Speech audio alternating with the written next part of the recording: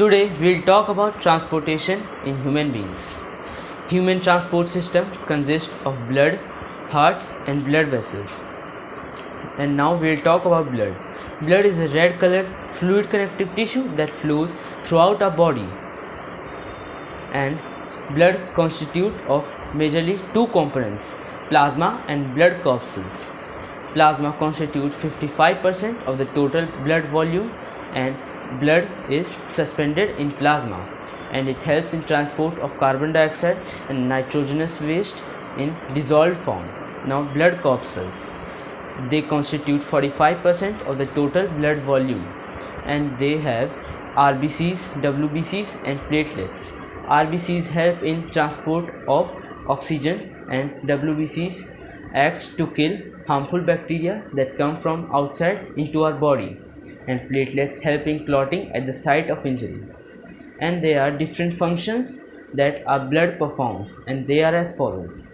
Bloods help in the transportation of different nutrients into each and every cell, and it also helps in the transport of waste materials out of our body, and it regulates the pH of our body, and it balances the water level of our body, and it also helps us to fight against some diseases.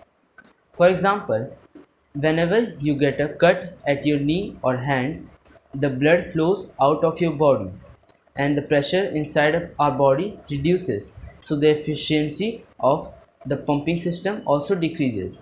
So platelets come in action at that moment and makes a web-like structure at the site of injury and stops the blood that is flowing.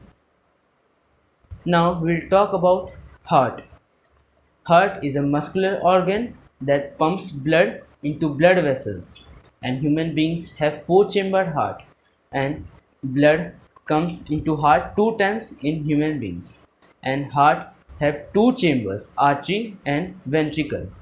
Artery are of two types, left artery and right artery, and artery have thin walls as compared to ventricle to receive blood, and artery receives deoxygenated blood.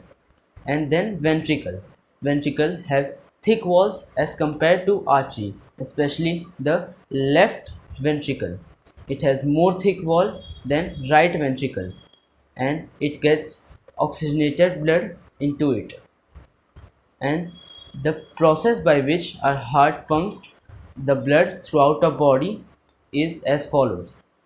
Firstly, the deoxygenated blood enters the heart from vena cava to right artery, and then goes to right ventricle, and afterwards it goes to pulmonary artery to lungs, and then the blood gets oxygenated and comes back from pulmonary veins into left artery, and then goes to left ventricle, and from left ventricle it goes throughout our body with the help of aorta. Now we'll discuss about blood vessels. Blood vessels are of three types: artery, veins, and capillaries. We discussed about artery and veins first. Artery have thin and elastic walls, and they do not have valves in them, and they carry deoxygenated blood except pulmonary artery.